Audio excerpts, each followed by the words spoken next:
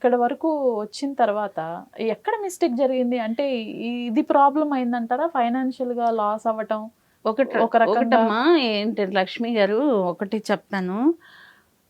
ప్రతి ఆర్టిస్ట్కి తెలివితేటలు ఉన్నవాళ్ళు వాళ్ళు ఎన్ని సినిమాలు చేశారు, ఎంత సంపాదించారని కాదు, ఒక లెవెల్కి వచ్చేస్తారు. కారు, ఇల్లు, తెలివితేటలు. నేను అదే అంటున్నాను. అది లేకపోతే ఎవరైనా, నేను తెలివితేటలు నాకు ఎక్కడుండే తెలివితేటలు, మీరు అన్నట్టు నా బ్యాక్గ్రౌండ్ లేకుండా 82 సీరియల్స్ చేశాను, 116 సినిమాలు చేశాను. జగదీశ్వర్ అంటే గుర్తుపడతారు పెద్ద ఆర్టిస్టులు కూడా. అంటే నేను వాళ్ళతో చేసిన వాళ్ళు ఎవరైనా గుర్తుపడతారు, అమ్మ మీరు వచ్చారా అనేసి. అంటే అలాగా. కానీ ఇప్పుడు ఈ ప్రస్తుత పరిస్థితిలో ఏంటంటే ఎవరు గుర్తించే స్థితిలో లేను నేను. అది డబ్బు పోవడం అంటే నా తెలివి తక్కువతనమే, నేను చేసుకున్న పొరపాటు అది. కాదమ్మా, అసలు ఎక్కడైనా ఒక 5, 10, 15 ఇప్పుడు 90 లక్షలు ఒక 10 ఏళ్ల క్రితం అయితే ఇప్పుడు దాని వాల్యూ ఎంత ఉంటుందమ్మా చెప్పండి. నేను అదే అడుగుతున్నాను. అంటే ఒక 2-3 కోట్లు, ఒక పర్సన్ దగ్గర చిట్లు బంగారం అంతా కలిపి అదే అంతా జరిగింది. నా బ్యాక్గ్రౌండ్ ఎవ్వరు లేరమ్మా, నేనే రాజు, నేనే మంత్రిని, అన్ని నేనే. అవన్నీ ఇప్పుడు ఉండుంటే ఇప్పుడు వేరే అంటే ఒక ఇల్లు ఉంటే, ఒక కారు ఉంటే నా జీవితం వెళ్ళిపోద్ది, బ్యాంక్ బ్యాలెన్స్ కొంత ఉంటే. ఇప్పుడు ఈ నెల రాకపోతే రెంట్ ఎలా కట్టుకుంటాననే స్థితిలో ఉన్నాను ఇప్పుడు. కనీసం ఒక 4 days అయినా చెయ్యిపోతే నేను ఎలాగా గెట్న్ అవుతాను ఈ మంత్ అనేసి అలాంటి సిచ్యుయేషన్లో ఉన్నాను నేను. అది ఎవరికి తెలియదు ఏం తింటున్నాను. ఇప్పుడు నా కొడుకుని నేను ఇబ్బంది పెట్టలేను. నా చూపంతా నా కొడుకు మీద ఉందమ్మా. వాడు ఒక మంచి పొజిషన్కి వచ్చి సినిమాతో బయటపడితే మేము ఎవ్వరికి చేయి చాప అడుక్కోక్కర్లేదు. అంటే ఇప్పుడు అడుక్కుంటున్నాను కాదు, క్యారెక్టర్ పరంగానే ఏదేనే, డబ్బు కాదు. అయితే అలాగా ఇప్పుడు ఎవ్వరు మాటలు చెప్తారమ్మా, ఎవ్వరు హెల్ప్ చేయరమ్మా. ఇప్పుడు రోషన్ గారు ఇంటర్వ్యూ చేశారు సుమన్ టీవీ. టీవీ తర్వాత చాలామంది అన్నారు, ఈ సుమన్ టీవీ పెద్ద ఫేమస్, నీకు హెల్ప్ చేస్తారు చాలామంది. నాకు డబ్బులు అడుక్కోవాలి. నేను అదే అన్నాను, ఆ అబ్బాయితో కూడా అన్నాను, నా డబ్బులు కాదు నాన్న, నలుగురు చూసి 4 క్యారెక్టర్లు ఇస్తే నాకు డబ్బులు వస్తాయి. నేను అంటే నాకు వచ్చిన ఆర్ట్ నమ్ముకుంటున్నాను నేను, అంతేగాని అడుక్కోవట్లేదు అని నేను చెప్పాను. అది ఏదీ లేదు, అలాగా పోగొట్టుకున్నాను, అది అయిపోయిందమ్మా. కానీ ఎవరైనా సరే మన లక్ ఉంటే మనకున్న టాలెంట్కి ఎక్కడో ఉంటాం. ఆ లక్ అనేది లేకపోతే పెసరగింత లక్ అంటారు కదా, అది లేకపోతే ఎందుకు పనికిరాడు ఎంత పెద్ద ఆర్టిస్ట్లా ఉంది. ఒక మంచి ప్రొడ్యూసర్ లేకపోతే ఎంత టాలెంట్ ఉన్న డైరెక్టర్ అయినా బయటికి రాలేడు, అంతే కదా. ఎంత పెద్ద ఆర్టిస్టులు అయినా బయటికి రాలేరు. డబ్బు పెట్టుబడి పెట్టి ప్రొడ్యూసర్స్ ఉండాలి, వాళ్ళు 100 ఏళ్ళు బతకాలి. నా దృష్టిలో దేవుళ్ళు వాళ్ళే. ఇప్పుడు మరి బాబు ఫైనాన్షియల్ కండిషన్ ఎలా ఉంది? లేదమ్మా పాపం, ఆడికి కూడా స్ట్రగుల్ అంటే మేము ఒక 5 years డాన్స్ క్లాసులు పెట్టాం. మన జనప్రియ అపార్ట్మెంట్స్ ఉన్నాయి కదా, అందులో పెట్టారు. పెడితే బాగా వచ్చేవారు పిల్లలు, పెద్దవాళ్ళు, ఒక 80 మంది వరకు వచ్చేవారు. అంటే ఉదయం ఒక బ్యాచ్ లేడీస్, అంటే మీ ఏజ్ గ్రూప్ వాళ్ళు గట్టా వచ్చేవారు అనమాట. మా కోడలు జుంబా చెప్పేది. తర్వాత సురేష్ కూడా మంచి డాన్సరు, ఒక 2 అబ్బాయిలు పెట్టాడు, బాగా ఇంప్రూవ్ అయింది. అంటే బయట స్కూల్కి మనకి అమౌంట్ కూడా తగ్గించి ఒక 3 bedroom హౌస్ తీసుకొని అందులో నేను ఉండేదాన్ని. దాని క్లాస్లో అందులో పెట్టామన్నమాట. బాగా నడిచింది. దేవుడు ఒక్కసారి లాక్డౌన్ అందరి జీవితాలు అల్లకల్లోలం అయిపోయి. లాక్డౌన్ స్టార్ట్ అయిపోయింది కదా, ఆ లాక్డౌన్ ముందర ఈ మన శ్రీనివాస్ గారు IPL అతను నాకు పరిచయం అయ్యారు. ఒక సీరియల్ డబ్బులు పెడదామని వస్తే అప్పుడు నేను అత్తారింట్లో అక్క చెల్లెళ్ళు అని ఒక సీరియల్లో ఒక 200 episodes చేశారు. అప్పుడు అక్కడికి వచ్చారు ఆయన. వచ్చిన తర్వాత నేను చెప్తే అది ఏంటమ్మా గృహప్రవేశం ముత్యాల ముగ్గు అని ఒక సీరియల్ నడిచేది. మేడం పాపం ఆవిడ చాలా కోట్లు నష్టపోయారు, జయలలిత మేడం. నాకు 1,80,000 వాళ్ళు ఇవ్వాలి. అంటే చాలా మందికి ఇవ్వాలి, హీరోయిన్లకి అయితే లక్షలు. ఇది ఒక 6 లక్షలు ఇవ్వాలనుకో, 1 లక్ష రూపాయలు ఇచ్చి ఉన్నవి తర్వాత వేస్తాము. అలాగ నడిపి అలాంటి సీరియల్కి పెడదామని వచ్చారు ఆయన. వస్తే నాకు ఏ సీరియల్ పెడుతున్నారు దీనికేమో అనుకున్నా. అంటే ఇది బాగా నడుస్తుంది అత్తారింట్లో, దీనికి కాదమ్మా అని. ఒక అబ్బాయి తీసుకొచ్చాడట, వాడేదో స్వార్థం డబ్బులు వస్తాయని. అయితే తీసుకొస్తే నేను చెప్పేశాను, మీరు పెట్టొద్దు ఏంటి మధ్యాహ్నం వరకు ఉన్నాడు అతను ఉంటే మీకు సినిమాలు ఇంట్రెస్ట్ లేదా అని అడిగాను. అప్పుడు సురేష్ రాసుకున్నాడు ఐపీఎల్. అంటే మందని నేను చెప్పలేదు. లేదంటే నేను సినిమా లేదు, మా అమ్మాయేమో సీరియల్ చేయమన్నారు ఇంట్లో మా మిస్సెస్. అయితే అది ఇంకా దేనికైనా పెట్టండి. బంగారు పంజరం అనే ఒక సీరియల్ వచ్చింది. అతను అతను రైటర్ కూడాను, పేరు మర్చిపోయానమ్మా. ఇప్పుడు జీ తెలుగులో వర్క్ చేస్తున్నారు సారు. అతను నాకు బాగా తెలుసు, అమ్మ అమ్మ అంటారు, ఒక తల్లిలాగే బాగా ట్రీట్ చేస్తారు. ఆయన పిలిచారు, పిలిస్తే ఆయన దగ్గరికి తీసుకెళ్ళాను నేను. దాన్ని పెట్టారు ఆయన. మధ్యలో అయిపోయారు, అవి మనకు తెలియదు. ఆ తర్వాత ఒకసారి ఫోన్ చేసి మీరు సినిమా అన్నారమ్మా ఎవరిది అని అన్నారు. అంటే మా అబ్బాయి రాశాడు ఐపీఎల్ అని. అయితే నేను ఇక్కడ కుకటపల్లి వచ్చాను, మనం ఇక్కడ ఉండేవాళ్ళం కదా జనప్రియలో. అయితే సురేష్ ఉన్నాడమ్మా అంటే అంటే వస్తాను కొంచెం ఒక లైన్ చెప్పమను అని. వచ్చాడు. వచ్చిన తర్వాత సురేష్కి ఫోన్ చేశాను. అంటే అంటే 5th 1లో నేను వాళ్ళు ఉండేవారు, 2లో నేను ఉండేదాన్ని అనమాట. వచ్చారనమాట. వస్తే ఒక 10 నిమిషాలు లైన్ చెప్పేసరికి 10 రోజుల్లో సినిమా స్టార్ట్ చేయగలవా సురేష్ అన్నారు. అంటే అంత బాగా నచ్చింది ఆయనకి ఆ లైన్. నచ్చితే తర్వాత డిఎస్ రావు గారు ఉన్నారు కదా, ఆయన ఫ్రెండ్స్ అనమాట. ఆయన చెప్పిన ఆర్టిస్టులు ఇలా వీడి అంటే ఫస్ట్ మూవీ మనకు వస్తే అప్పుడు వాళ్ళ మాటే వింటాం మనం. మన అంటే డబ్బులు పెట్టేవాళ్ళు వాళ్ళు కదా. వీడికి పాపం వాళ్ళని పెడితే బాగుంది, వీళ్ళ సినిమా సక్సెస్ అవుద్ది, డబ్బులు వస్తాయి ప్రొడ్యూసర్కి అని ఏమో అనుకున్నాడు. కానీ తారుమారు అయిపోయింది అది. Okay okay. లేకపోతే వీడికి డైరెక్టర్గా పేరు వచ్చింది. ప్రెస్ వాళ్ళు కూడా మీరు ఎక్కడైనా వర్క్ చేశారని అడిగారు. లేదు సార్ నేను చేయలేదు, ఇదే ఫస్ట్ టైం అంటే మీకు మంచి ఫ్యూచర్ ఉందని వాళ్ళు ప్లస్ చేశారు చాలామంది. సురేష్కి చాలామంది ప్రెస్ వాళ్ళు బ్లెస్ చేశారు. మొన్న ఇది ఓపెనింగ్ కూడా చాలా మంది వచ్చారు కదా, అన్నపూర్ణలో అయింది. ఫస్ట్ నుండి రాచరికం అన్న టైటిల్ దగ్గర నుంచి అంతా పాజిటివ్గా జరుగుతుంది. ఓకే. అంటే టైటిల్ దగ్గర నుంచి మంచి టైటిల్ పెట్టారు డైరెక్టర్ గారు అని చెప్పి అక్కడ నుంచి ఇలాగా వాడు చేసే విధానం చాలా కష్టపడుతున్నాడమ్మా. ఆ పిల్లలు కూడా చాలా మంచి వాళ్ళు, వాళ్ళ ఫ్రెండ్స్ ఇద్దరు, ఈశ్వరును ఇంకొక అబ్బాయి పేరు మర్చి చాణక్య, వీళ్ళిద్దరు. అనుకున్న బడ్జెట్ కన్నా ఎక్కువైంది కానీ ఏదో లాగేస్తున్నారు అలాగా.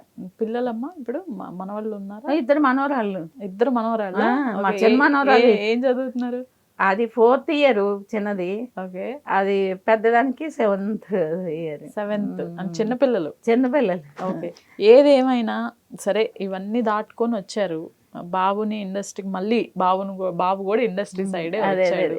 పడతామా లేస్తామా లేకపోతే యుద్ధం ఇంకెన్ని రోజులు చేయాలనేది తెలీదమ్మా. ఇప్పుడు నా బ్యాక్గ్రౌండ్ లేకుండా నేను ఇక్కడ వరకు వచ్చాను. మీరు ఇందాక చెప్పారే, ఎవ్వరు నాకు హెల్ప్ చేసేవాళ్ళు లేరు ఇండస్ట్రీలో. ఆవిడ ఎవరు వచ్చింది అంటే అంటే భర్త చూసి అంటే ఈవిడ బాగా చేస్తుంది క్యారెక్టర్ ఇస్తే అని అందరూ నాకు సహకరించారు. డైరెక్టర్లు అందరికీ చాలా ఇష్టం నేనంటే. అంటే ఈవిడ బాగా యాక్ట్ చేస్తుంది అని అంటారు. కెమెరామెన్లు కూడా అలాగే, అమ్మ వచ్చిందా సింగిల్ టేక్లో అయిపోతుంది ఇంతమంది టైం అంటే అలాంటి వాళ్ళు కూడా ఉన్నారు. అలా చేశాను కూడా. ఇప్పుడు అలాగే మా సురేష్కి నేను డ్రైడే అని ఒక వెబ్ సిరీస్ చేసాం. అది ఇప్పుడు సినిమాగా కట్ చేస్తున్నాం. ఆ చిన్న వెలితి నా మనసులో బాధ ఉంది. నా డబ్బు పోయినా పర్లేదు, ఒకరికి అన్యాయం జరగకూడదని మనస్తత్వం నాది. అది అతను ఇక్కడ ఏ ఊరమ్మా అది, చాలా దూరంలో ఉంటారు అతను. గుంటూరు అనమాట. సాయి ప్రసాద్ గారని ఆయనేమో ఒక 65 లక్షలు పెట్టారు దానికి. పెడితే అలాగా నా ఇంటర్వ్యూ చూసి వాళ్ళ మిస్సెస్ అయ్యో ఏమండి ఆంటీ పాపం చాలా ఇబ్బందుల్లో ఉందటండి అని అతను ₹1,00,000 నాకు పంపించి మాట్లాడి, అంటే ఈ లాక్డౌన్లో షూటింగ్లో ఏం లేవు, చాలా ఇబ్బందుల్లో. మా ఇంటికల్లా ఆయన ఆస్ట్రేలియాలో ఉండేవాడు, చైనాలో ఉంటారు ఆయన, సాయి ప్రసాద్ గారు జాబ్ అతనికి. అయితే ఇంటర్వ్యూ అక్కడ తెలుగు వస్తాయంట కదా, వాళ్ళు చూసారంట. చూసి అతను మాట్లాడి నేను అప్పుడు ఒకరోజు సురేష్ అన్నాడు, తెల్లవారు 6 గంటలకు ఫోన్ చేసి రమ్మంటే ఏంటి నేను గొడవ ఆడుకున్నారా అనుకున్నాను నేను యాక్చువల్. వస్తే అమ్మ నేను ఒకటి రాశాను డ్రై డే అని ఒక సబ్జెక్టు, ఆ గాంధీ జయంతి రోజు ఏం జరిగింది స్టోరీ అనమాట చెప్పాడు. నాకు మర్చిపోయింది ఎంత బాగా రాశాడు అని. అంటే ఏంట్రా ఇది అంటే ఎవరైనా ప్రొడ్యూసర్స్ ఉంటే చూడ అంటే మన ఇది కూడా ఆగిపోయింది కదా ఐపీఎల్ అప్పటికి. ఈ 2 లాక్డౌన్లు తర్వాత పూర్తి చేశారు. అయితే అప్పుడు అంటే మాటల్లోని ఒకసారి అతను ఫోన్ చేస్తే నాన్న సాయి మీ ఫ్రెండ్స్ ఎవరైనా ఉంటే తమ్ముడు ఇలాగా ఒక స్టోరీ రాశాడు కొద్దిగా చూడను అతను పెట్టమని నేను చెప్పాల. చెప్తే సరే అమ్మ తమ్ముడితో మాట్లాడమను ఎంత అవుద్దు మాట్లాడి స్టోరీ కొద్దిగా చెప్తే నేను వింటాను. వీడు లైన్ చెప్పాడు. చెప్పిన తర్వాత ఎంత అవుద్దంటే వీడు అనుకున్నాడు ఒక 50-55. అప్పుడు పోసాని గారు, తర్వాత అనీష్ కురువిల్ల గారు, సుమన్ గారు, ఆలీ గారు వీళ్ళంతా యాక్ట్ చేశారు అందులో. పెద్ద ఆర్టిస్టులు ఉన్నారు. స్టోరీ కూడా బాగుంటుంది. అయితే చేశారు. చేసిన తర్వాత ఆహా కృష్ణప్రసాద్ గారు డబ్బింగ్ అప్పుడు చూసి ఆ స్టోరీ వాళ్ళే ఏదో చెప్పారట చాలా బాగా చేశాడు అబ్బాయి స్టోరీ కూడా బాగుందని. 1 year ఇచ్చిమన్నారు. అప్పటికేమో మనకి పోస్ట్ ప్రొడక్షన్ అవ్వాల. నాకు కూడా చెప్పలేదు. చెప్తే నేను ఏదో సలహా ఏదో ఎవరినో అనుకుని అది సాంగ్స్కి ఏమో వీళ్ళు 2వ ప్రాజెక్ట్ కూడా మొదలు పెట్టారని అతను కొద్దిగా ఉలికొచ్చి మా ప్రొడ్యూసర్ ఏమో సాంగ్స్ తీసుకెళ్ళిపోయాడు. 11 రోజులు వైజాగ్లో ఉండిపోయారు. సాంగ్స్ చేసుకొని వచ్చారు. వస్తే ఇంకా అలాగా వెనక్కి వెళ్ళిపోయింది. అసిస్టెంట్కి అప్ చెప్పి వెళ్ళాడు. అది ఆ టైంలో అమ్మ సెకండ్ లాక్డౌన్ అప్పుడు ఇచ్చేసి ఉంటే మనకు 1 year వచ్చిందనమాట. అది అలాగైంది. దాన్ని ఇప్పుడు సినిమాగా కట్ చేస్తున్నారు. మంచి కెమెరాతో తీశారు. పెద్ద ఆర్టిస్టులు ఉన్నారు కదా, అతను కొంతైనా డబ్బులు వెళ్ళిపోతే నేను సంతోషిస్తాను. నా డబ్బుల కోసం కాదు, అది కొడుకులాగా పాపం నాకు సురేష్ ఎంతో ఆయన అంతే. నేను బాధల్లో ఉంటే నాకు చాలా హెల్ప్ చేశాడు. ఎవరైనా ₹1 పెడితే నేను ₹10 ఎప్పుడన్నా పెడతాను. కానీ ఒక సమస్య వచ్చేటప్పుడు నన్ను ఆదుకున్న వాళ్ళని ఎప్పుడు జీవితంలో మర్చిపోను నేను. చిన్నప్పటి నుంచి నా అలవాటు అది. అతను అదొక్కటే నా బాధ. అతను అమౌంట్ పెట్టాడు మేము తెలియలేదు, అతనికి తెలుసు. నాకు మన లాస్ట్ ఇయర్ వచ్చాడు ఒకసారి. వస్తే నేను ఏడ్చాను పట్టుకొని. ఏడిస్తే మా అమ్మ నువ్వు నాకు తెలుసు మీరు ₹1 తినలేదని తెలుసు, ప్రతిదీ లెక్క మాకు ఉంది కదా, వద్దు ఎప్పుడు వస్తాయి మన కష్టార్జితం, ఎప్పుడు వస్తే అప్పుడు వస్తే నువ్వు ఆడొద్దు, నువ్వు అది తప్పకుండా మన డబ్బులు వస్తాయి నమ్మకం ఉంది నాకు తమ్ముడి మీద, చేద్దాం చూద్దాం ఎలా ఉంటుంది, నువ్వు మాత్రం ఆడొద్దు అనుకుని వెళ్ళిపోయాడు పాపం అతను. నేను నిజంగా ఆ విషయం అదొక్కటే. ఇక నా వరకు వస్తే ఇదేనమ్మా, సురేష్కి ఏ ఇబ్బంది పెట్టను నేను. ఉన్నది ఒకడే కొడుకు. కరెక్టే. మీరు కూడా వెళ్ళి అందరూ ఒక దగ్గర ఉండొచ్చు. ఆవిడ ఉండదు, కోడలు ఉండదు. ఎందుకని? ముస్లిమ్స్ వాళ్ళు, లవ్ మ్యారేజ్ చేసుకున్నాడు. ఉండదమ్మా తను. ఫస్ట్ నుండి సురేష్ అదే చెప్పేశాడు, అమ్మ నువ్వు ఎప్పుడులాగా ఉండు, నేను వచ్చి చూసుకుంటాను, మేము విడిగా ఉంటాము. మరి వాళ్ళు అంటప్పుడు నేనేం చెప్పలేను కదా. ఒక్కోసారి ఇప్పుడు నేను మొన్నటి వరకు ఒక లాస్ట్ ఇయర్ వరకు స్ట్రాంగ్గా ఉన్నాను రా. ఇవన్నీ బుర్రలో ఉండి ఇవన్నీ ఏంటి ముసలి కాలం వచ్చేసరికి అంతా పోగొట్టుకున్నాను. ఎందుకు ఇలా లైఫ్ చేసుకున్నాను, నేను ఎలా బతుకుతాను, ఇప్పుడు ఎవరు చూస్తారు నాకు? మా అక్క పిల్లలు నేను పెంచానమ్మా. అక్క కూతురు పెద్దగా నాగమణి మా తమ్ముడికి చేసాం. అదొక్కటే నాకు ఆశ. పిన్ని నువ్వు ఇవాళ వచ్చేసాయి, నీకు నేను జీవితాన్ని మాకు పెంచావు, నాన్న చచ్చిపోతే వాళ్ళ నాన్న చనిపోయారు, పెంచావు, పెళ్ళిళ్ళు చేసావు, డెలివరీలు చూసావు, మాకు బంగారం కొని పెట్టావు, ఈ రోజు మేము ఇంత స్థితిలో ఉన్నామంటే మా పిన్ని గారి కారణం అని మేము అందరికీ చెప్పుకుంటాం. నువ్వు కష్టాల్లో ఉన్నప్పుడు నీకు అన్నం పెట్టి నీకు చూడకపోతే మేమెందుకు బతికి అంటది తనైతే.